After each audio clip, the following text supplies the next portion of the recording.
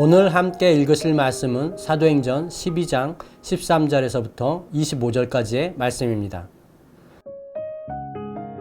베드로가 대문을 두드린데 로데라 하는 여자아이가 영접하러 나왔다가 베드로의 음성인 줄 알고 기뻐하여 문을 미처 열지 못하고 달려들어가 말하되 베드로가 대문 밖에 섰더라 하니 그들이 말하되 네가 미쳤다 하나 여자아이는 힘써 말하되 참말이라 하니 그들이 말하되 그러면 그의 천사라 하더라.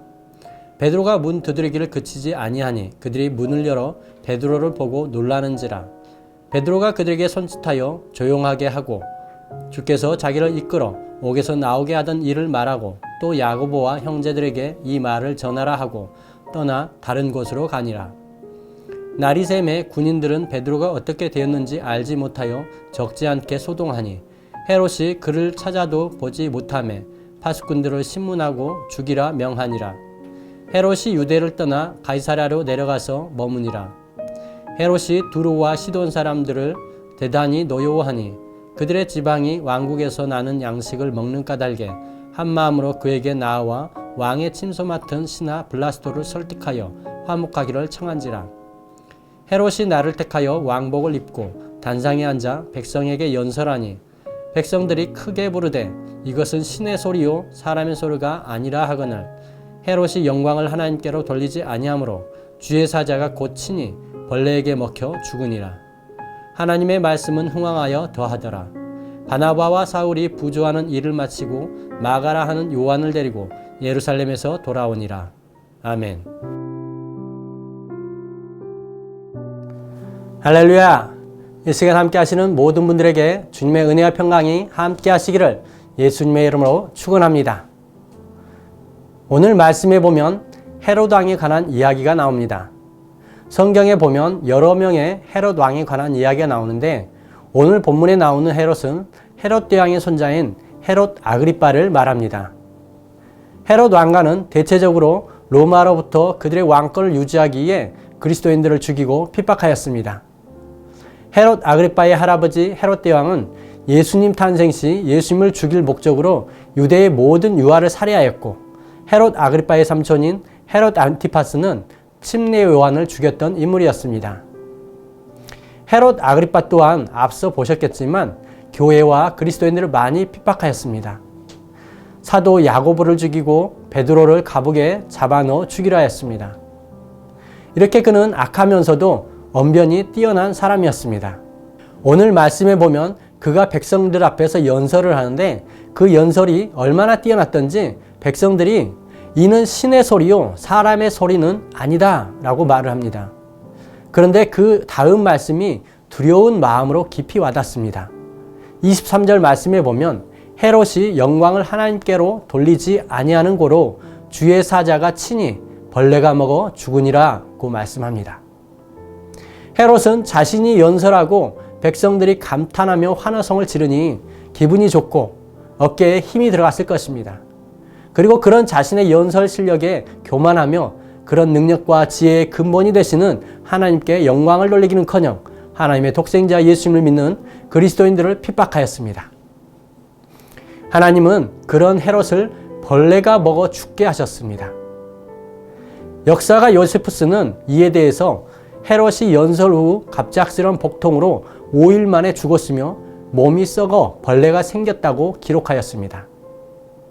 이것을 보면서 대조적으로 다니엘의 겸손을 생각하게 됩니다. 남유다가 바벨론에 의해 멸망하고 많은 유다 사람들과 함께 다니엘도 바벨론 포로로 끌려갔습니다. 다니엘은 세 친구들과 함께 바벨론 왕궁에 거하게 됩니다.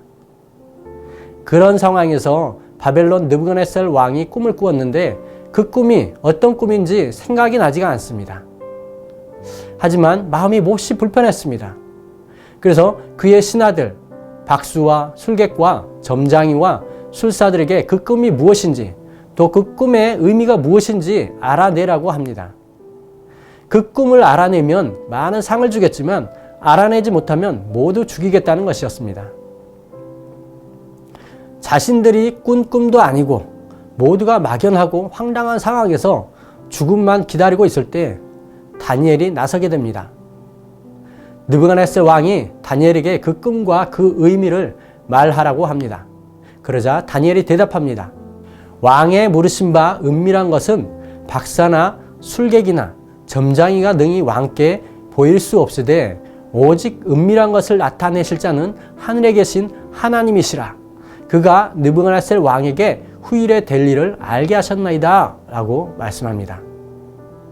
다니엘은 느부갓네살 왕 앞에 서기 전에 하나님께 그 꿈과 의미가 무엇인지 기도하였고 하나님은 다니엘에게 그 꿈과 내용을 알려주셨습니다. 다니엘은 느부갓네살 왕 앞에서 그냥 그 꿈 내용과 의미를 말하고 그 영광을 자신이 취할 수도 있었을 것입니다. 하지만 다니엘은 그렇게 하지 않습니다. 철저하게 자신을 낮추고 하나님의 영광만을 드러냅니다. 그럴 때 하나님은 다니엘을 많은 사람들 앞에서 높여주셨습니다. 잠언 9장 10절에 야훼를 경외하는 것이 지혜의 근본이요 거룩하신 자를 아는 것이 명철이니라고 말씀합니다. 우리는 어떤 일을 할 때 저마다 고민하고 노력하고 애를 쓰며 그 일을 감당하게 됩니다. 그리고 뭔가 잘 되면 내가 잘해서 라고 교만하고 잘 되지 않으면 불평하고 낙심하는 경우가 많습니다. 하지만 어떤 경우든 우리에게 주어진 지혜와 능력은 하나님께서 허락하신 것입니다. 또한 하나님을 경외하고 모든 영광을 하나님께 돌릴 때 하나님은 그 사람을 더 높여주십니다. 반면에 그 영광을 하나님께 돌리지 않고 내가 잘해서 라고 교만하게 되면 하나님은 해롭과 같이 그를 낮추시고 그 생명을 거두기도 하신다는 것입니다. 모든 지혜와 명철의 근원 되시는 하나님을 경외하고 모든 영광을 하나님께 올려드리며 복된 삶이 되시기를 예수님의 이름으로 축원합니다. 기도하시겠습니다. 하나님 아버지, 오늘 말씀을 통해 헤롯이 뛰어난 언변이 있었음에도 하나님께 영광을 돌리지 않으므로 죽임을 당하고 다니엘은 꿈 해몽의 은사를 통해 철저히 하나님께 영광을 돌려 더 높임받는 것을 보았습니다. 우리에게 주어진 모든 지혜와 능력이 오직 주님으로부터 말미암았음을 기억하고 언제나 하나님께 영광 돌리는 삶이 되게 하여 주시옵소서. 감사드리며 예수님의 이름으로 기도드립니다. 아멘.